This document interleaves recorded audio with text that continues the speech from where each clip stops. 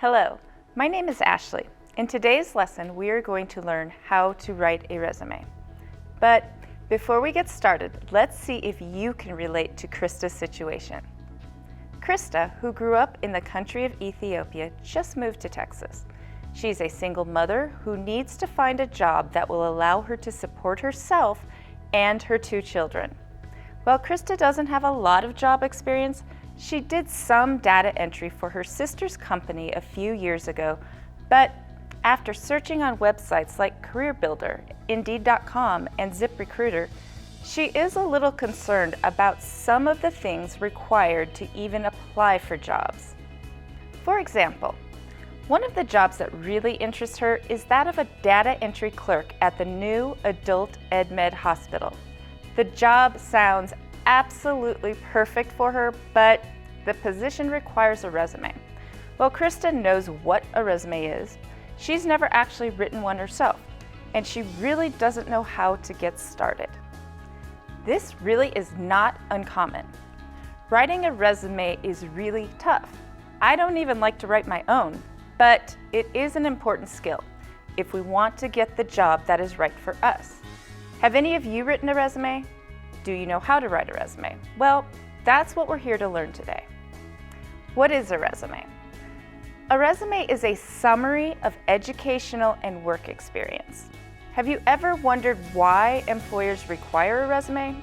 Well, many employers use resumes as a quick snapshot of a person's qualifications for a job. You can use your resume as a tool designed to get you to the next step in the employment process, which would be the interview.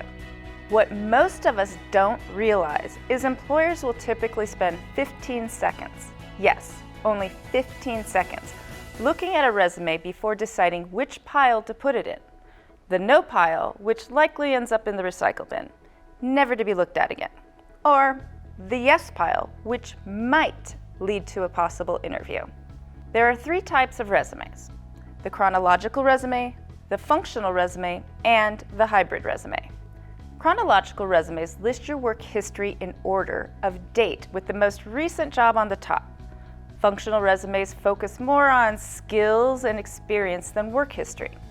This is best if you want to highlight your skills or if you're seeking a career change. The 3rd type of resume is the hybrid resume. Basically, it's a blend of them both, with skills being listed before the work experience.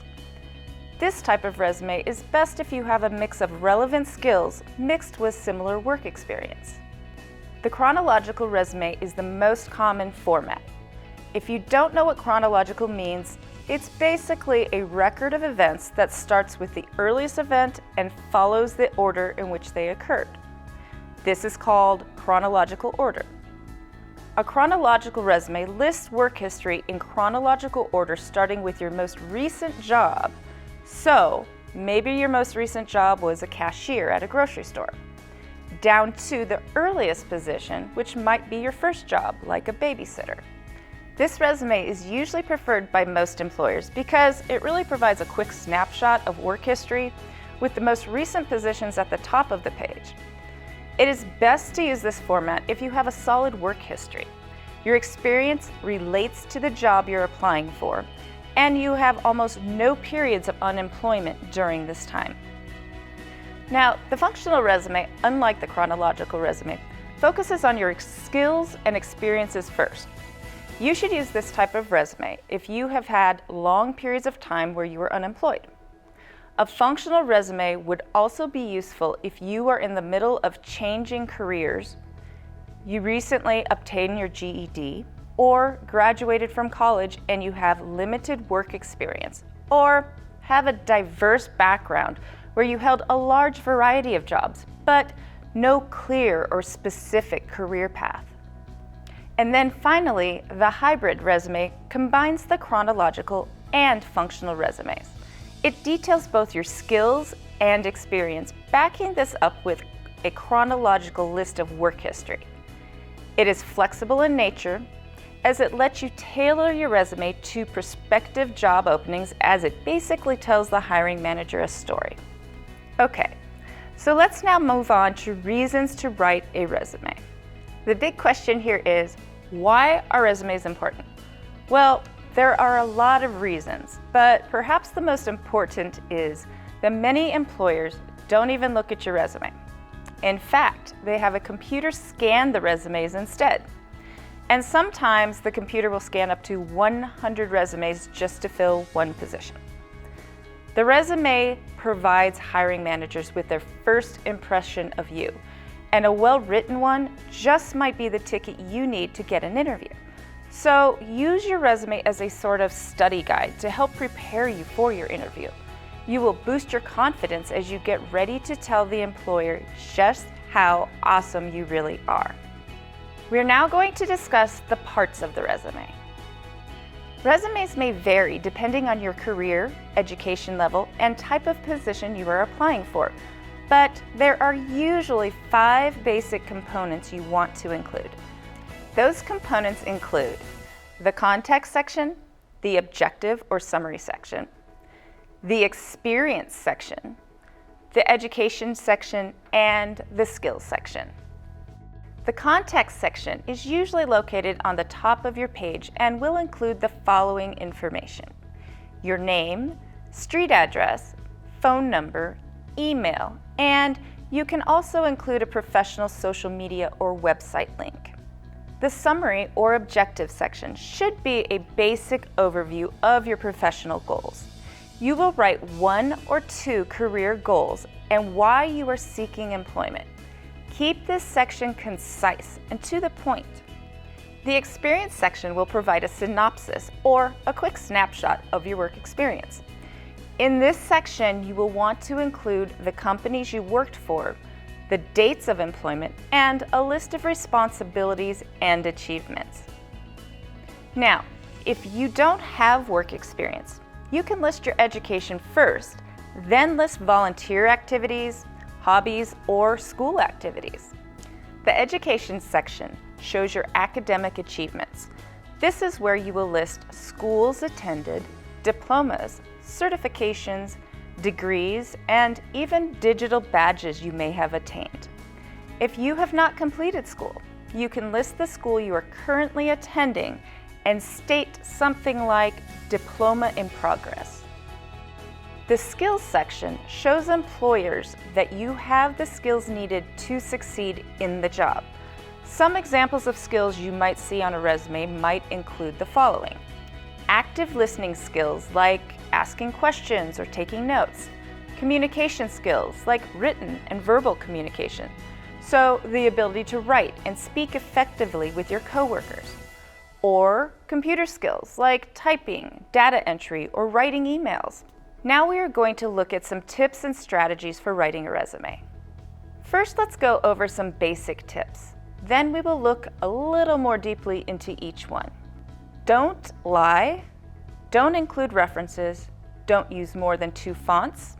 Don't use graphics or pictures, and don't include personal information. Always be honest. Lying could get you in trouble or cost you the job. Keep a list of references that can easily be sent via email on a separate document. They take up too much space, and employers usually don't want to see them until they are closer to hiring you.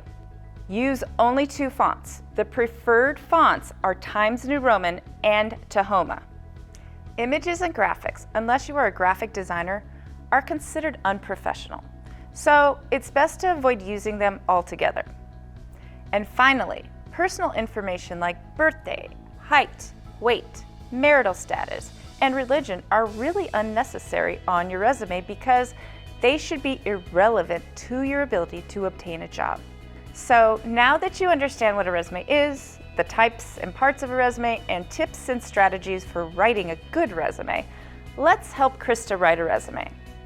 So just to review, Krista is seeking a data entry position at the AdultEdMed hospital. She has some experience working for her sister's company doing data entry, so she is likely going to seek a data entry or clerical position. But what type of resume does Krista need? Krista has been busy being a mom, so her work experience is limited, so we probably want to help her create a functional resume. Now, when you create your own resume, you can search free resume templates on the internet, or you can create your own. For our purposes today, I'm going to use a free Google template, but change some of the sections around. The original template looks like this resume template. We're going to edit Krista's resume so that it is a functional resume instead of a chronological resume. Our first section is going to be the contact section. There are many ways to do this. I'm going to put the name on the top and her contact information right below the green line. It doesn't matter how you format it as long as you make sure to include it.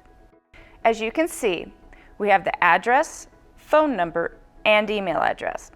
In today's digital world, it is likely that a lot of employers prefer email communication to a traditional phone conversation. So don't forget to include an email address. If you don't have one, make sure you create one at a website such as gmail.com. This next section we're going to add is the objective. Krista wants to obtain a data entry position at the hospital, so Krista's objective will be a desire to obtain a medical data entry position with the AdultEdMed hospital, so I may use my data entry skills for maintaining correct data records. Our third section is the skills, sometimes called the Qualification Section. We want to make sure the skills Krista shares are skills that will benefit the employer. So we're going to include the following: typing with 90% accuracy, ability to work well independently and with a team, excellent problem-solving skills, efficient organization and filing skills, strong time management skills. Then, under the work experience section, we are going to add Krista's work experience. Krista has been busy raising her kids, so she has not been in the workforce for a while. But maintaining a household takes a lot of skills, doesn't it? And those skills can be transferred to the job market. So we're going to list her most recent experience as being the Smith household, where, let's face it, she's the mom, so she is the manager. I'm sure a lot of you are managers of your household. Have you ever thought about the skills you have just by keeping everyone fed, attending classes, and participating in extracurricular activities? We are going to add the following under Smith household. We're going to add manage multiple schedules, formulated daily routines for a team of 3, and administered a monthly budget using online tools to pay household bills and maintain bank accounts. Directly following the experience, we will add her work experience at her sister's company. So we will list the company, Solomon Tax Associates, first separated by a comma, then list her job title, Data Entry Clerk. We will then list her responsibilities, which include entered and updated customer account information, prepared data for computer entry by sorting and compiling information, secured information by completing database backups, resolved deficiencies using standard procedures and returning incomplete documents to management, assisted the office in achieving tax season goals. And finally, we will list Krista's education. Krista has taken classes to achieve her GED, so she does not yet have a diploma or degree to list. So we will simply list General Educational Development Diploma, Diploma in Progress. And we are done. But are we? No. We need to go back and proofread our work to make sure we like the way it reads and looks, and to make sure there are no typing, spelling, or grammar errors. We also want to make sure that we are using a readable font like Tahoma or Times New Roman. If I check the font type, it is Tahoma. I also want to make sure that I was honest, didn't use graphics or pictures, and did not include personal information, which I did not. The resume is now ready to be submitted with the application. Keep in mind when you apply for different jobs, you may want to edit or change parts of your resume, such as the skills section to meet the skill requirements of the desired position. Don't lie about your skills, but maybe include different ones for a job like secretary, food service, or retail work. So now it's your turn to get some practice of your own. Follow these steps to start a rough draft of your resume. Your assignment is to write a rough draft of your resume. You will want to choose a job that you would like to apply for. Create a list of your skills. Make a list of jobs you have held. Choose the type of resume that's best for you. And then find and use a template or create your own resume. Make sure to include contact information, an objective or summary, employment history, education information, and skills. If you want to use a template, try the ones on Google, which can be found at either of these websites. For more information about resume writing, check out the tutorial on gcflearn.com or read the 10 resume writing tips on Indeed.com. I know that writing a resume is tough, but it's really important to know how to create a resume so that you can have a good one to help you land the next job that you apply for.